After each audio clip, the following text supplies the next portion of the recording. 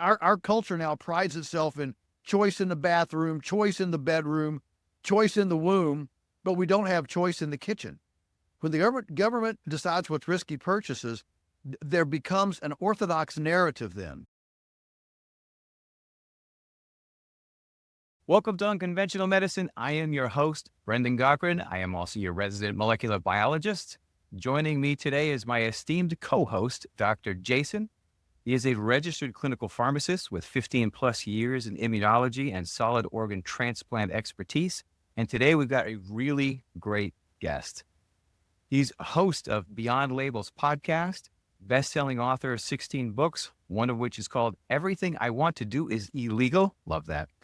Co-owner of Polyface Farms, which is a family farm down in Virginia. He is a self-described Christian libertarian, environmentalist, capitalist, lunatic farmer, recently tapped as advisor for the Secretary of Agriculture for the incoming administration. Welcome, Joel Salatin, to the show. Hi, thank you very much for having me. And my before you go too far, my name is just one of who knows how many swirling around in a pot. So nothing has been settled, nothing has been formalized. I have zero expectations. That way, you can never be disappointed. And we'll see if anything comes from it. There are some pretty large industrial food hitters vying for the position of Secretary of Agriculture, and along with our hero, Congressman Thomas Massey, and so we'll see what happens. I shouldn't get ahead of ourselves there then. No, that's right. Don't get ahead of yourselves. There's a lot of wheeling and dealing still going on. I mean, my biggest concern right now is that the Secretary of Ag, if he goes in as a conventional industrial, will end up sabotaging whatever RFK Jr. wants to do over on the health side. So it's a wild west right now, and that Trump kind of enjoys the Wild West idea. Fair enough. I'll tell you what. That's true. If you end up getting the position, I'll play my numbers tonight too. Yeah. So let's get right into this. All right. So I'm going to set you up a little bit here. So unconventional medicine, obviously we talk about medicine and health outcomes. So let's take a look at where sort of America is in the health landscape. So we are last in healthcare performance for first world nations. And we're last in infant mortality. We're last in unmanaged diabetes. We're last in life expectancy. Yet we spend twice the amount on average that other countries do in healthcare. 72% of Americans say they have digestive issues multiple times per month. And in a little over 40 years, Americans have gone from 13% obesity to 42%. So this isn't overweight, this is obesity. So this is reaching a 50-50 level.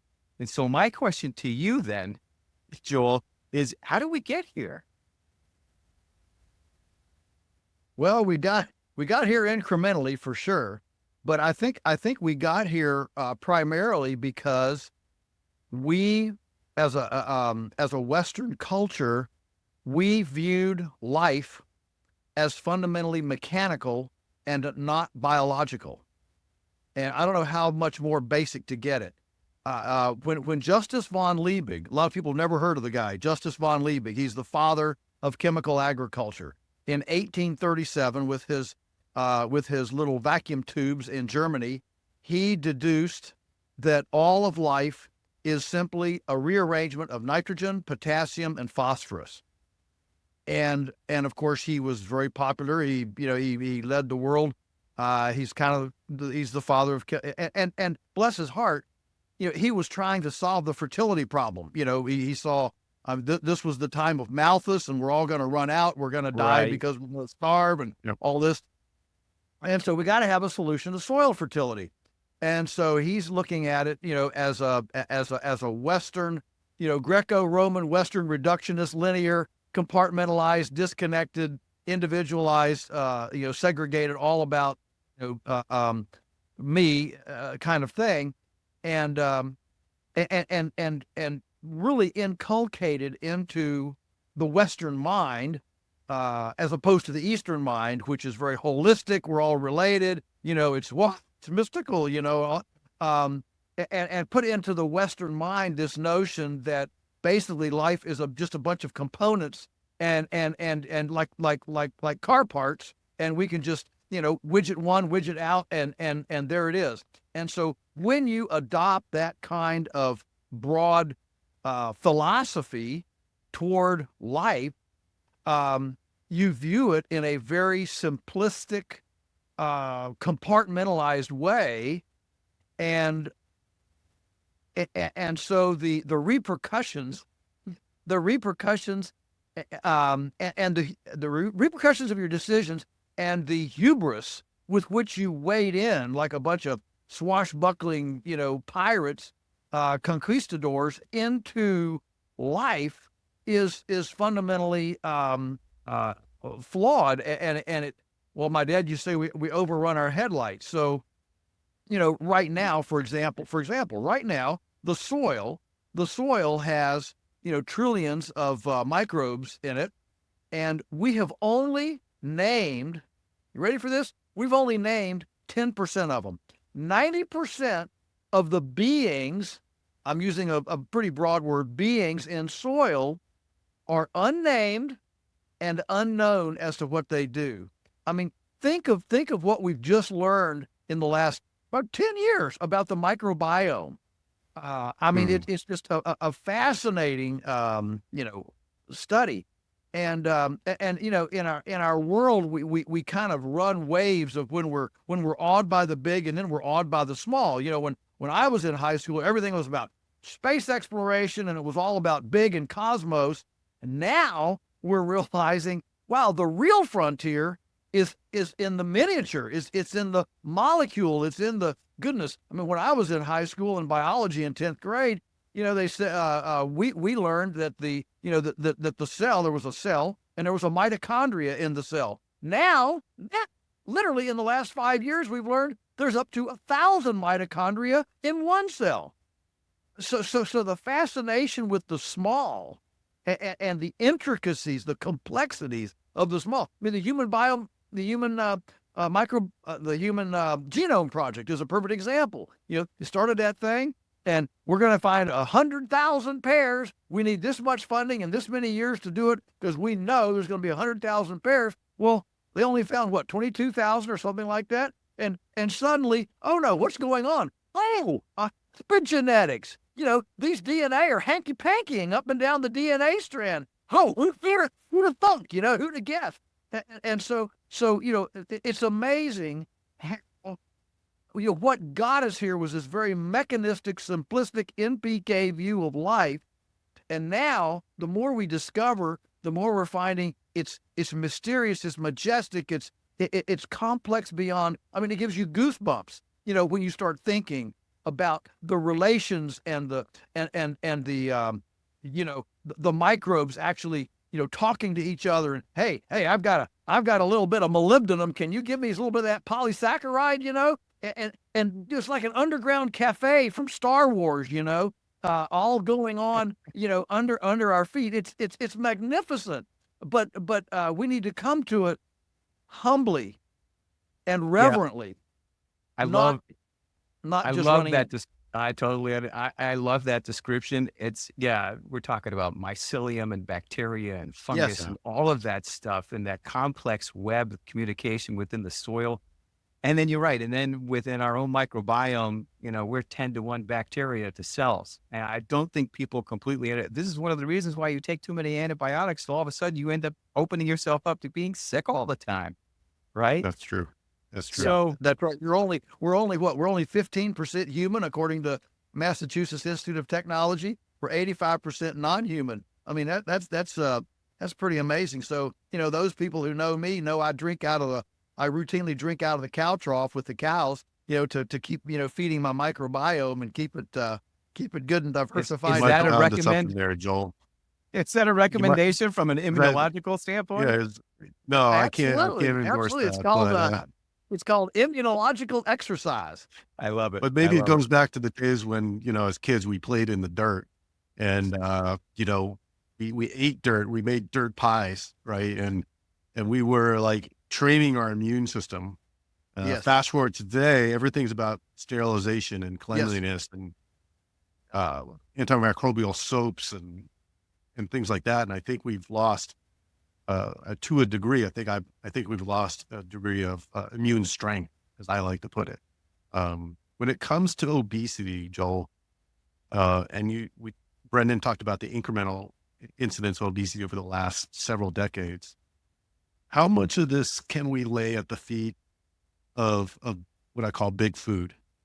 Because they've gotten so good at creating foods that taste really, really good, at really stimulating our receptors in our brain to enjoy that and continue to enjoy that. And then I want to overlay my concern with the food industry's ability to market and run commercials without any regard to what the implications might be. Whereas, like, talk about the cigarette industry, they can't advertise Right. on commercials anymore. But we see Coke, we see Big Mac, McDonald's.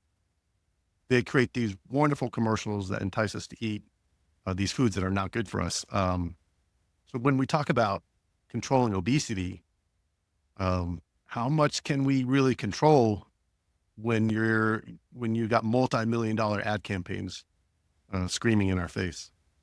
Yeah, well, this is a slippery slope, and we may have a little bit of a disagreement here. I don't know. I'm pretty libertarian, as you said in the early moniker there. I'm pretty libertarian, and so I actually would not have banned cigarette advertising from TV. Because here's the problem: when the government decides what is risky, what is risky purchases. When the government decides what's risky purchases, there becomes an orthodox narrative then. And risk is very subjective. I mean, I think drinking 3 Cokes a day is very risky. But the government says that's perfectly fine. Drinking raw milk is actually risky. Right. And so what happens is you have what I call the prohibition effect. You have, righteous indignation about, and listen, I don't smoke. I don't go to McDonald's. I don't go to Chick-fil-A. All right. So I'm totally opposed to those things, but I also have a deep regard for giving a government agency the right to determine what is a risky decision for me, because it can quickly be aped. I mean, there's a lot of people that say raising cows is risky, or eating, eating red meat is risky. And so when we give the government the authority to do that, and so for me, a lot of this boils down to the government involvement in healthcare. I think the day the government involved itself in healthcare, suddenly our individual decisions, the monetary ramifications of our individual system, our individual health decisions, became a society-wide liability or asset. In other words, if we didn't have government health care at all, if there were no government involvement in health care, then, if I decide to make a risky food choice or a risky health choice, well, I either reap the rewards or benefits from my choice. But if the government's involved, suddenly my decisions impact you. Yeah. Now you look at that decision and say, "Oh, wait a minute. He's going to cost my taxes in paying for health care because he made this, risky decision." And so this is the problem when we ask for regulatory oversight over these aspects of our lives that are very much, keyed into individual choice. And prohibition, which is very personal for me, because I had a couple great aunts that were heavily involved in the Women's Temperance Union back in the day. And boy, I'm indignant about these drunks and this alcohol, and it's terrible. And what prohibition did for the first time in our civilization, it actually created a philosophical acceptability for the government being able to get between my lips and my throat and tell me what you can and cannot swallow.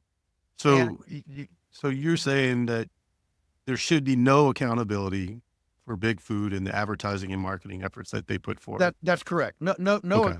Now, when I say that, when I say on that line, but the other side would be that then I would also be free to sell a home processed pork sausage to my neighbor without a bunch of regulatory oversight too.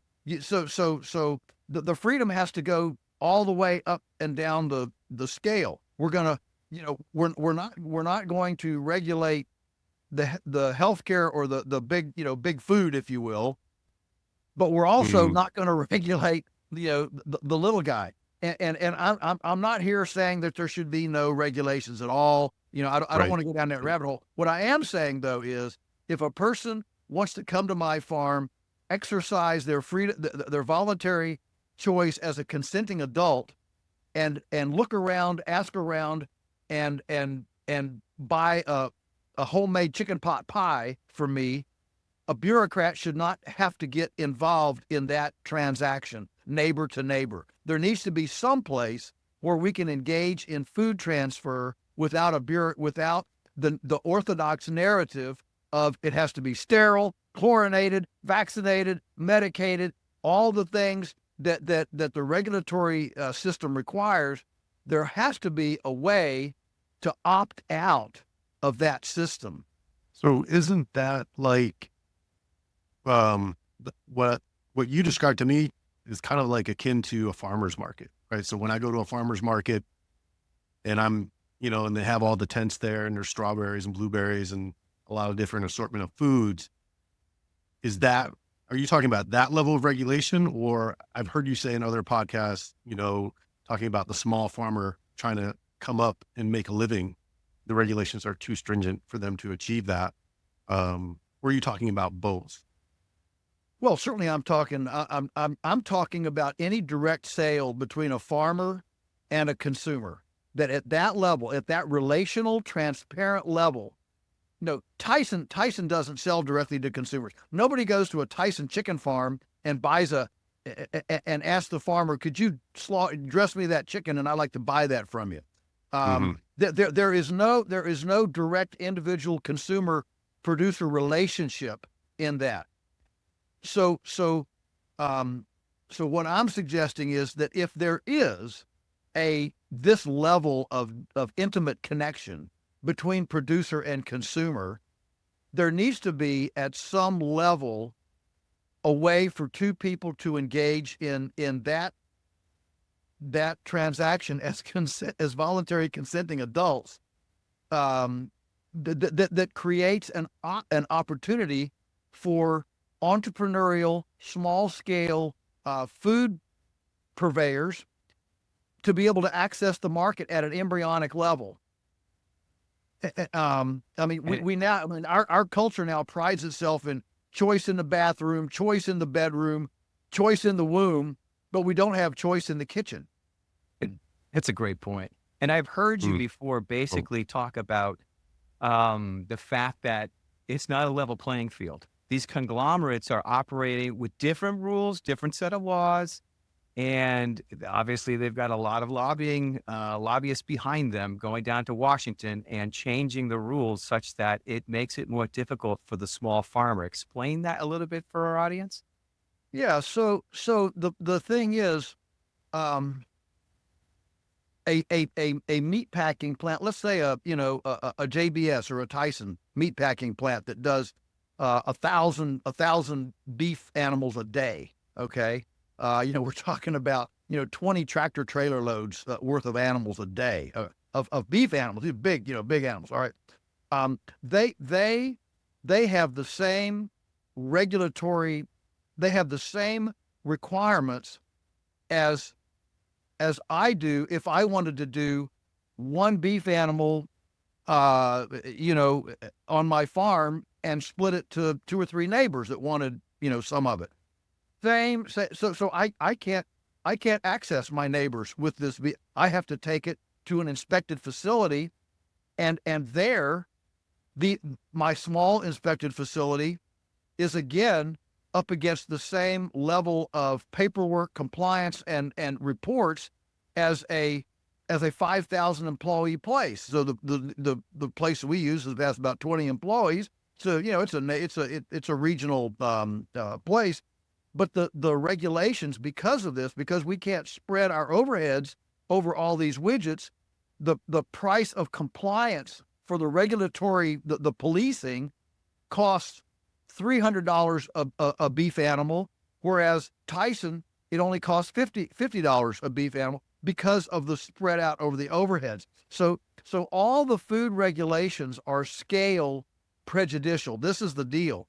And so when the other side says, well, we can't let you get by with, things that Tyson can't get by with, I would say, well, that level playing field is like saying, we're in football season right now. So I'll use a football analogy. It'd be like saying, we got to level the playing field of football. We got to stop all these Sunday afternoon, pickup football games with young teenage boys. The only way that you can play football in America, the only way you can play football is on an NFL stadium playing field. That's the only place you can play football. You can't go out here and decide, from the, the lilac bush to the clothesline, that's going to be our field and that's going to be the goal. We'll put up, a couple of, we'll put a box over here and a 5-gallon bucket over here. That'll be our goal post. No, you can't do that. Everybody has to play on the NFL playing field. And that's what we've got right now in the food system that's considered, quote unquote, a level playing field. But the fact is, if I'm producing a chicken or a chicken pot pie or milking a cow on my place, and a neighbor walks over here and sees what I'm doing, loves it, and says, hey, can I buy one of those chickens from you? That's a different game. That's the Sunday afternoon pickup football game, and we ought to be allowed to let that happen. We shouldn't have to go to the NFL stadium to play, to get a chicken. So is that the idea of the current bill that's coming through, titled the Prime Act? I think that Congressman Massey is putting forth. Yes. Does it speak to that specifically? Yeah. So the Prime Act, just to give your listeners a bit of background, right now in America, there are 3 types of meat inspection. This is not poultry. In the meat business, poultry is not considered meat. Poultry is a totally different rule. So meat is beef, pork, lamb, goat.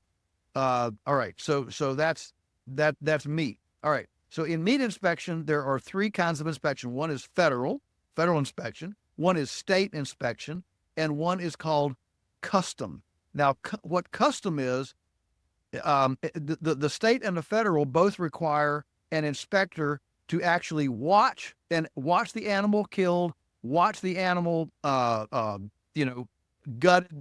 They actually check the lungs, check the innards, and they have to be visible on site right there, on site, and the facility has to provide them an office and a bathroom and all this special stuff. All right. The custom is where I take an animal in and it's for me. And because it's my animal and it's custom work, a custom fabrication for me, an inspector does not have to be on site. Now, the facility does have to be inspected. So in this case, only the facility is inspected, but the animal itself is not actually, looked at by a government agent. All right. So those are the 3 kinds: federal, state, and then custom. So what the Prime Act does, and so right now, in order for me to sell a T-bone steak, for example, if you, Dr. Jason, if you came to me and said, hey, I want to get a T-bone steak, I cannot sell you a T-bone steak unless it either is stamped with a state or federal inspection, what's called the blue buzz, a little USD, a little blue buzz number on that package that gives the establishment number and says, somebody in the government looked at this carcass. It's the only way I can sell you a T-bone steak. If I go and get an animal done under custom slaughter, I can't sell you a T-bone steak. All those packages are stamped not for sale, not for sale. I can't sell you that animal. What the a piece of that animal. So the Prime Act, what the Prime Act does, it gives states the prerogative. It doesn't dictate anything. It just says that if a state wants to allow the intrastate sale of custom meat, the federal government will not interfere. Right now, if a state said, hey, we think, we think that folks ought to be able to buy, local beef by the cut, from a farmer from a custom slaughterhouse. If somebody wants to buy a T-bone steak from a farmer that got it done at a custom slaughterhouse, they ought to be able to, get it, ought to be able to buy it. You shouldn't have to only sell it in, wholes and great big volumes. What do you think the likelihood of that this act will actually pass? Or do you foresee it maybe being held up along the way? Well, I mean, it's been held up for 6 years already. So if it gets held up another 2 or 3, it won't be a big deal. But this, so that we understand, Thomas Massey, the patron of this bill, says that if it passed within 1 day of its passing, he said there are 1,000 local neighborhood abattoirs that have been shuttered or would start up new to begin processing neighborhood local farmer beef for local communities that would start up as a result of this new freedom. The fact is, a lot of people don't have enough freezer space or capacity to buy a quarter, a half, a whole of an animal. And so we need to be able to offer them these pieces. And so if this passed, it would be the biggest shot across the bow of the industrial food complex of anything I've seen in my lifetime, because it would suddenly crack the door for neighbor to neighbor food commerce in a highly regulated space that would offer a competitive place to the current centralized amalgamated meat industry. Right now, 4 companies, as you know, 4 companies control 85% of America's meat supply. That's a very small funnel. That's why when you see a meat recall, some meat recall at Tyson's or whatever, and or one of these big meat plants, you have 20 brands. 20, all these brands are coming out of the same funnel. They're all the same place.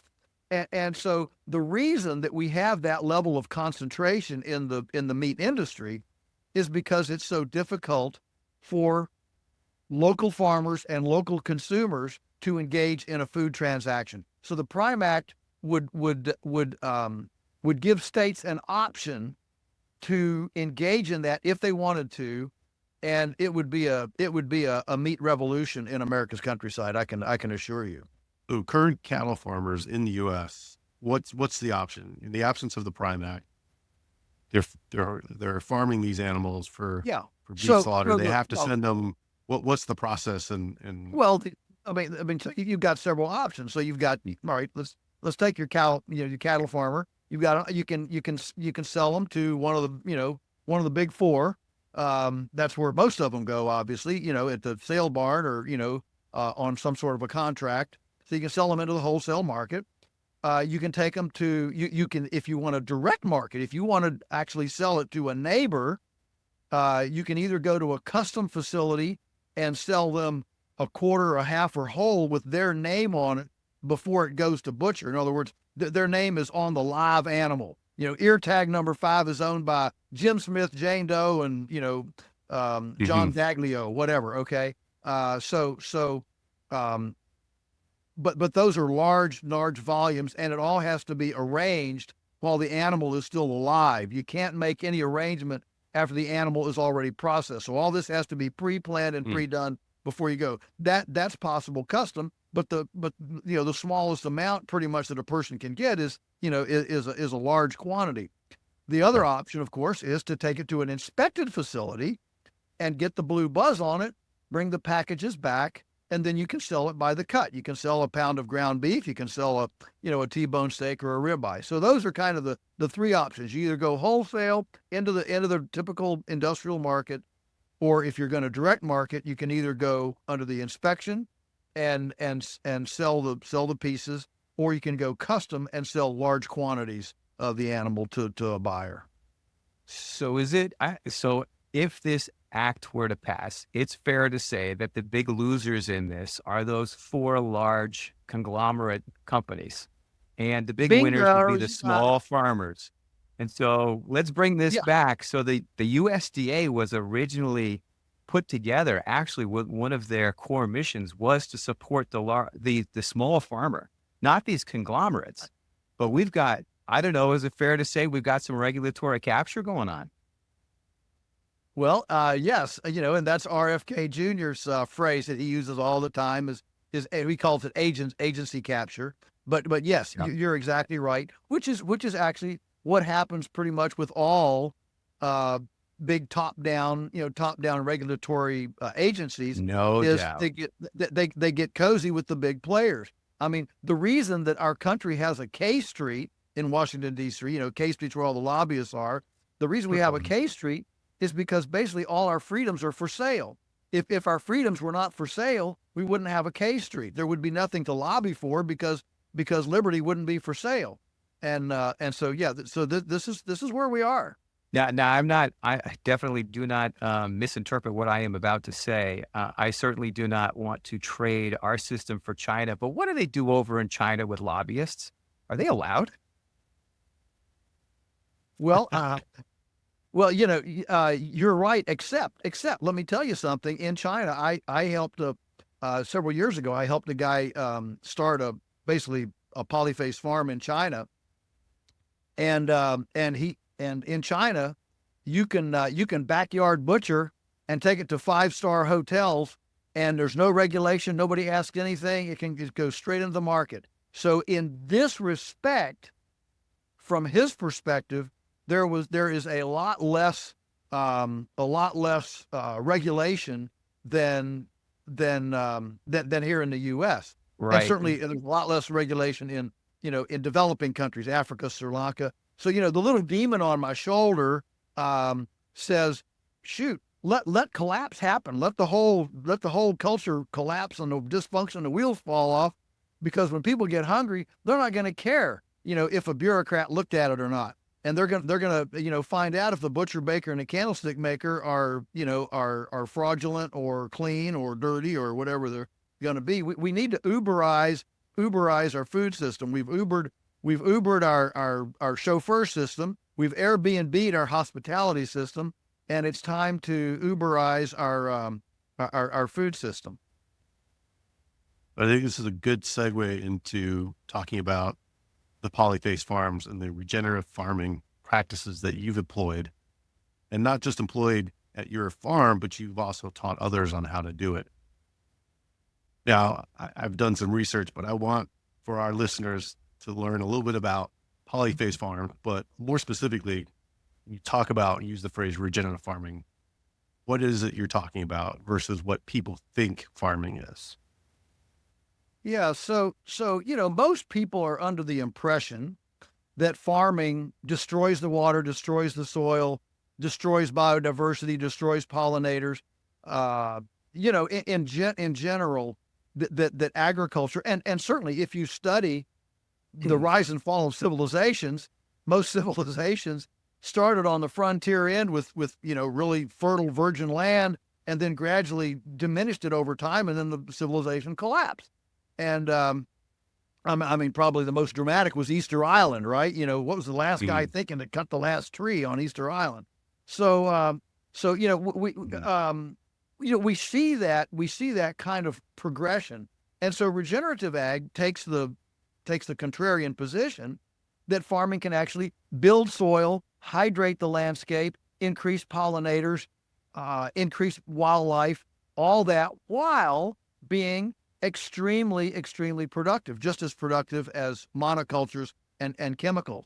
And so So there are foundational principles that are diametrically opposed. For example, rather than using chemical fertilizers, we see the carbon connection. Soil is built with decomposing carbon, decomposing biomass, vegetation, which includes poop, by the way, and from animals. And so, I view a cow as just a compost pile on steroids. What it takes 6 months for a compost pile to do, a cow does in 24 hours. I mean, that's pretty cool.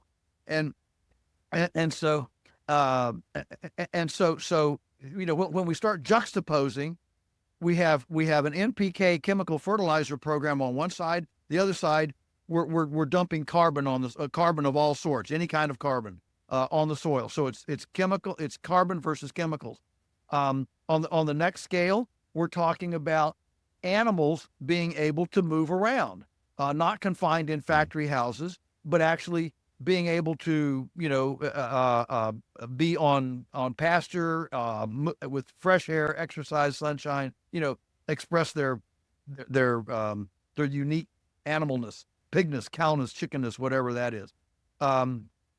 Thirdly, we view immune function, wellness, if you will, as fundamentally a habitat dietary stipulation, not from a vaccine or a needle. In other words, in the industry, if an animal gets sick, the first notion is, oh, I must have used the wrong, medication or whatever. Animals are not sick because they're medically disadvantaged. The default position of nature, is wellness. And if it's not well, then we probably messed up the habitat, the sanitation. Maybe we selected a weak bull or a weak genetics, whatever. But there are all sorts of decisions that a farmer can make that affects the immunological vibrancy, may I say, the immunological vibrancy of a plant or an animal. And so we believe that we don't sit around in fear all the time. Oh no, what's going to get sick? No. We have 1,000 cows, 800 hogs, 30,000 chickens, thousands of turkeys. We don't have a vet bill. We don't have a vet bill. It doesn't even exist. Now, I'm not saying we never have a sick animal. Sure, everybody's got that many animals, going to lose one once in a while. But there's no high-path avian influenza. There's no epizootic. There's no, bovine spongiform encephalopathy. There's none of this stuff, that people fear. So is that occurring?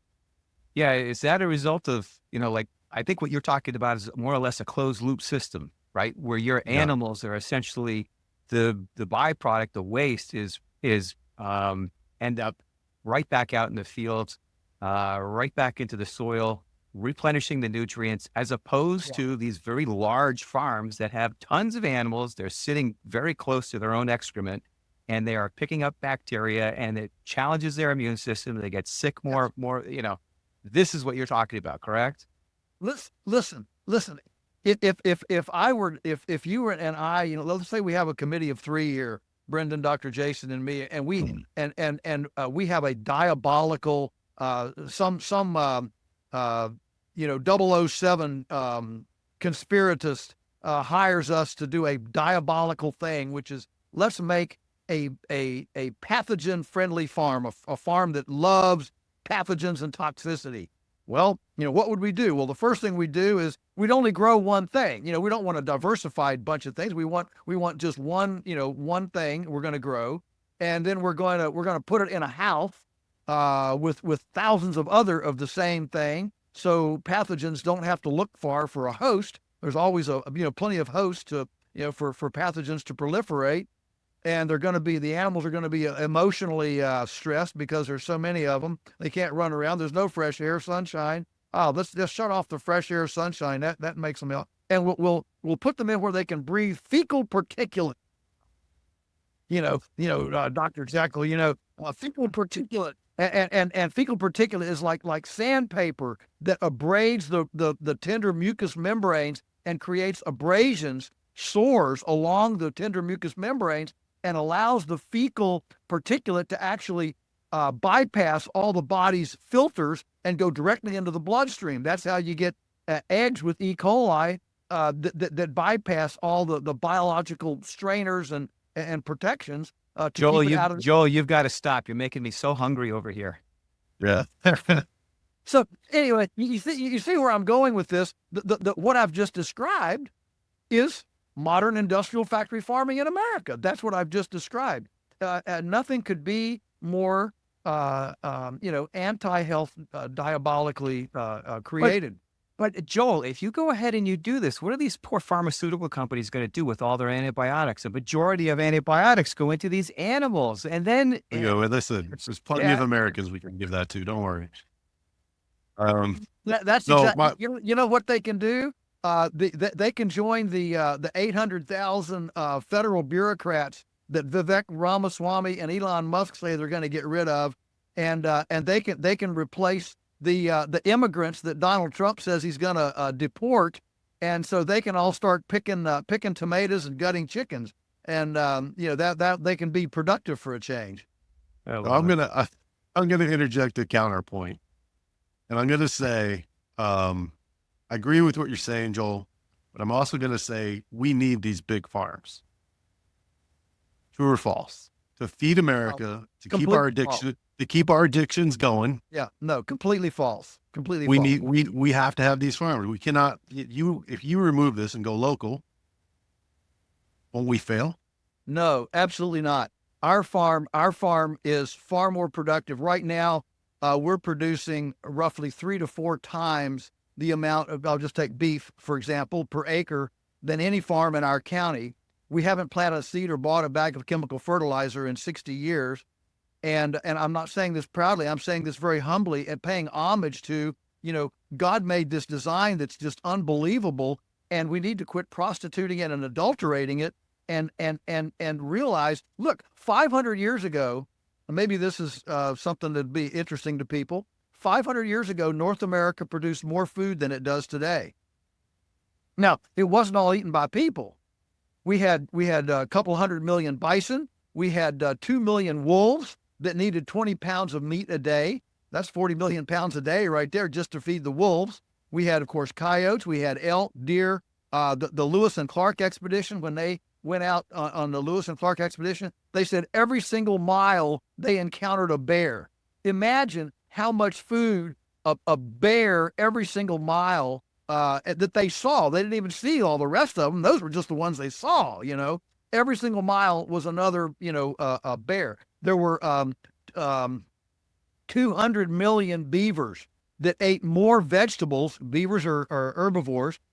Beavers ate, just the beaver population ate more produce, vegetation than all the humans in North America today. We had bird populations that Audubon sat under a tree in 1800 in Massachusetts and recorded in his diary. He said, I couldn't see the sun for 3 days for the flock of passenger pigeons that went over. That was before Tyson and Purdue and Pilgrim's Pride. There were no factory houses. It's unbelievable how much abundance there was here pre-European. And so it should give us all pause to realize that we have not increased production. We have actually, in aggregate, okay, we have actually decreased production on the landscape with our policies of drainage and chemicals and soil erosion and good night, a dead zone the size of Rhode Island in the Gulf of Mexico. I mean, that all those crabs and crabs and what am I looking for? Anyway, the ocean life there, it's now toxic. It doesn't grow anything. And so we've got 700 dead zones now in the U.S. 700 dead zones that used to be very prolifically productive, pre-European, and today they're completely toxic and don't grow anything. So and then if you want to really go down that road, let's talk about the 35 million acres of lawn and 36 million acres housing and feeding recreational horses. That's 71 million acres. That's enough to feed the entire country without a single farm. No, we We can feed ourselves very well. Thank you very much. We don't need a single factory farm in the world. Yeah, and I'll tell you, I think another big falsehood is the promoting of genetically modified organisms as being a higher yielding crop than what we Ah, have. Yeah, that's and I've seen so much of those studies come out, and it seems quite a few of them are funded from companies that would, of course, promote and profit from right. genetically modified seeds and so forth. As you said earlier, I mean, these companies, they are gobbling each other up. The mergers are crazy. So now you have, just a handful of these companies with an intense amount of power. Yes. And Yes. they end up driving how we end up with food on our plate at the end of the day. And I read a recent national poll that said 60% of Americans say that big tech has too much power. And yet that's technology. How about the stuff that goes into your body and keeps you healthy? I mean, this has got to be on Americans' radar. Yeah. I mean, when you look at at the top of the program, you recited some, health statistics that indicate that, America is the sickest country in the world.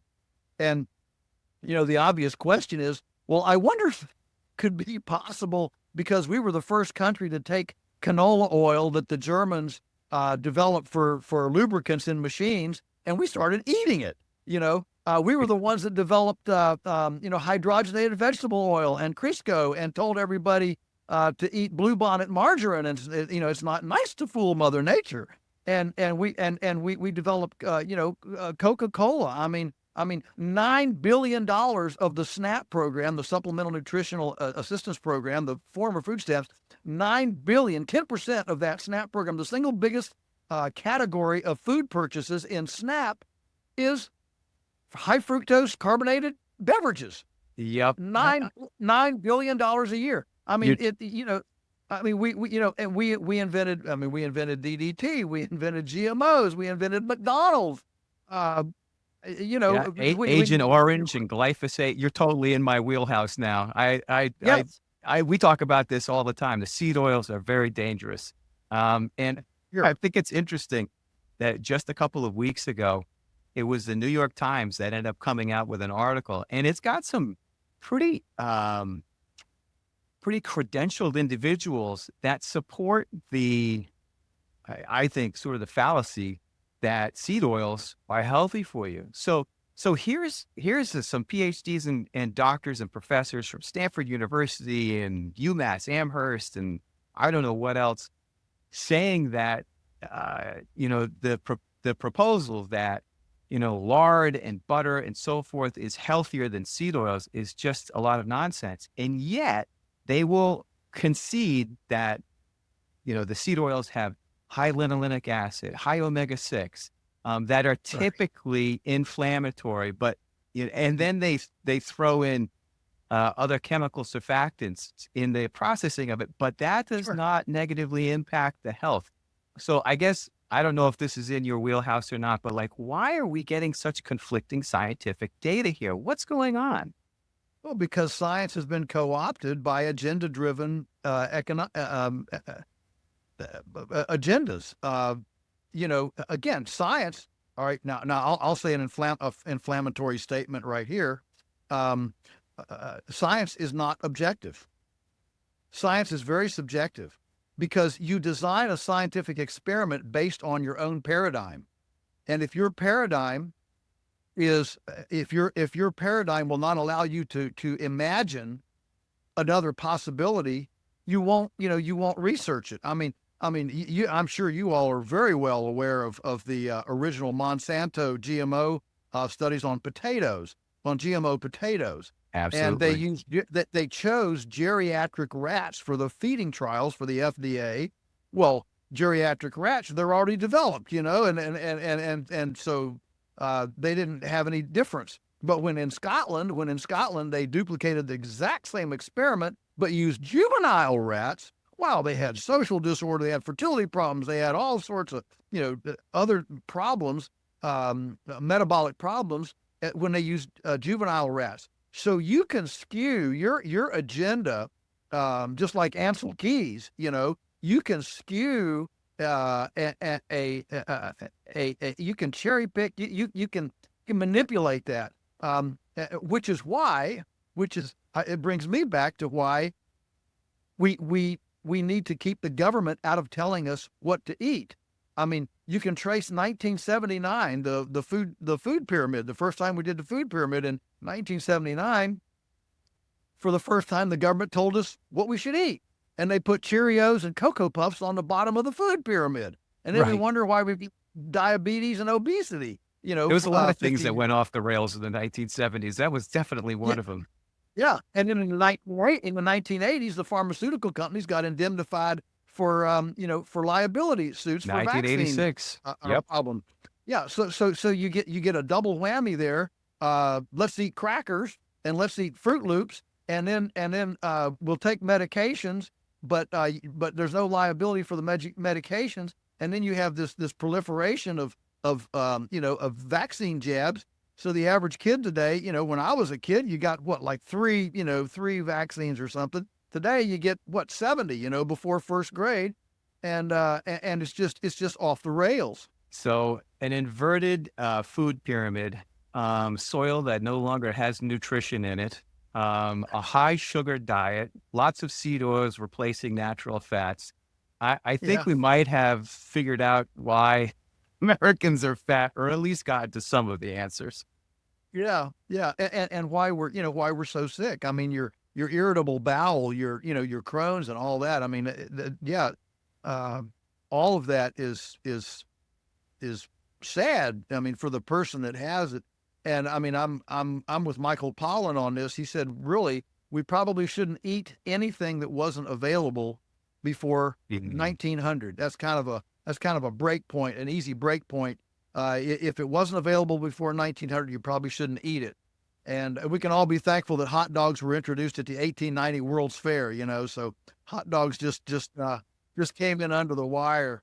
But I mean, Well, this idea of routinely eating unpronounceable ingredients, things you can't make in your kitchen. I mean, you can't make high fructose corn syrup in your kitchen. You can't yeah, you it's can't do crazy. this stuff. I And agree. so but Americans, we've convenience and the government stamp. Okay, the government says it's okay, then it's fine. And we've got generally recognized as safe grass through the FDA. Which Thousands has and also thousands. been corrupted. Absolutely, Yeah. it's been corrupt. Yeah, totally corrupted. So listen, we could definitely have this conversation for 2 more hours. I know you are short on time. Let's give the viewers something that they can do in their homes, maybe farming wise or some other direction to get themselves a little bit healthier after all these things that we're talking about they need to avoid. What do they need to do? Yeah. So what you need to do, I've got a three ingredient recipe for this question, because it's one of the most common questions I get asked. Because people do. I mean, most people, they want to help. I mean, we want to do better. We want to help ourselves. All of us do. Most of us do. And so I've got a three ingredient recipe for that. Number one, get in your kitchen. We cannot have an honest food system and be this profoundly disconnected from our historic participation in food. Uh, and it's never been easier. It's never been easier to cook from scratch. We've got hot and cold running water. We've got a refrigerator. We've got, time bake on the stove. We've got Instapots and crock pots and bread makers and ice cream makers and whirly gigs. I mean, we got slicer, dicer, everything that you can imagine. This is not grandma's kitchen. So you can cook from scratch very, very easily. And so, and this gets you away from ultra processed food. Mhm. And now you're actually buying whole foods. So that's number one. Get in your kitchen. Number two, do something yourself to viscerally touch the majesty of life. It could be as simple as a quart jar of mung bean sprouts on the windowsill. It can be nothing more than a little, you can get little vermicomposting kits. They're about, 12 inches by 12 inches by 8 inches. You can put it under your sink and put your kitchen scraps in there. In my book, Polyface Micro, I have a chapter on how to have rabbits and chickens in a Manhattan apartment in a space the size of a lazy boy recliner chair. So you can do something yourself where you are. A hanging herb garden. You can have pots on the patio and grow. You have a pot garden. I mean, yeah, well, what pot garden, whatever we want a pot garden. So you do something yourself. If you've got a backyard, put in a couple raised beds.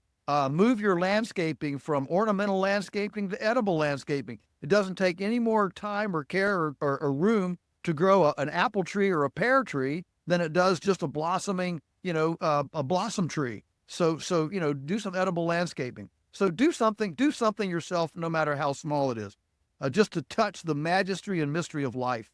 And number three is take your recreational entertainment time and financial budget and commit 1 year to finding your to finding your provenance. It might be local, it might be not. I mean, there are now tons of. I mean, we ship nationwide. If I can do a shameless plug, if if you're stuck in a city and you don't have a car and you can't get somewhere, just we'll send it to you. And if you can't find something local, there are plenty of great producers. The Weston A. Price Smart Shoppers Guide is a great little catalog to get you up to speed. But commit to doing some website searches, visiting some local farms, whatever, with your normal recreational entertainment budget, so you develop some sort of a relationship with your provenance, with your sustenance. So I that's think my those- three ingredients. Those, Get in yeah, your kitchen, Great tip. do something yourself, and sleuth your provenance. Those are the three ingredients that I say anybody can do, and you can be successful. The biggest lie in the world is that you can have different results and never change anything. Everybody's finger pointing. Well, if those guys Yeah. would just do this, and if they Yeah. would just do that, if they would just do that. I mean, you're doctors, you understand how hard it is to get a person to Yeah. get off of Coca-Cola and McDonald's and start eating something good. I mean, food is like a religion, it's like a cult. We have It childhood is. memories of this is what we ate, this is what we had. And so to make that change, you've got to make that change. If you want a different result, you've got to start changing some behavior. I'll attest to that, Joel, because one of the things that I did not too long ago, maybe 5+ years ago, is I took on the challenge of raising chickens in my backyard. And I had 6 of them, and I underestimated how many eggs 6 chickens can lay and how many eggs I'm able to consume. So they quickly overwhelmed me and my family, but it was a joy. It was a journey. I'm actually surprised at how good I was at keeping them alive. Because That's when good. it comes to growing vegetables, I'm not great. I got the touch of death there, but with chickens, I seem to, I don't know. They're very resilient. Good. You're a chicken whisperer. That's really I'm great. a chicken whisperer, right? Yeah. Christmas Well, eggnog at the Jason household. You're out there. When Pat Foreman wrote the book City Chicks, she had a neat little statistic in there. She said if 1 in 3 American households had enough chickens to eat their food scraps, America would have no factory chicken farms. There would not be an egg industry. There would not be an egg industry in the entire country if 1 in 3 households had enough Yeah. chickens to eat their I believe kitchen it. scraps.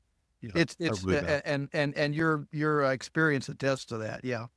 Yeah, and they were probably the most delicious eggs I've ever owned. Oh, So, absolutely. Yeah. so no I got to question. start it up again. I need a little bit bigger yard, but I'm gonna start it up again. Yeah. Yeah. That's great. Keep the eagles away. Well, Joel, Yeah, that's right. Yeah. I know you're short on time. I so appreciate the time that you've given us so far. I know that folks can find you on the Beyond Labels podcast. Is there anything else you want to pitch so that the folks can find you? Yeah, so I'm a little bit of a Luddite. I don't even have a smartphone. I'm still on flip phone. I don't want somebody to listen to everything I say.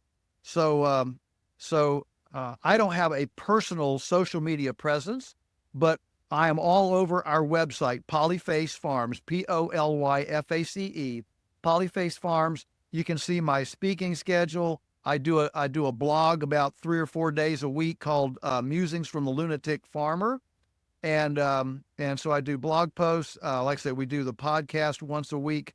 We have about 15,000 visitors a year at the farm. We do seminars, we do events, gatherings, and different things, and hayride, farm tours, different things, and so all that can, and the 16 books I've written can all be there as well.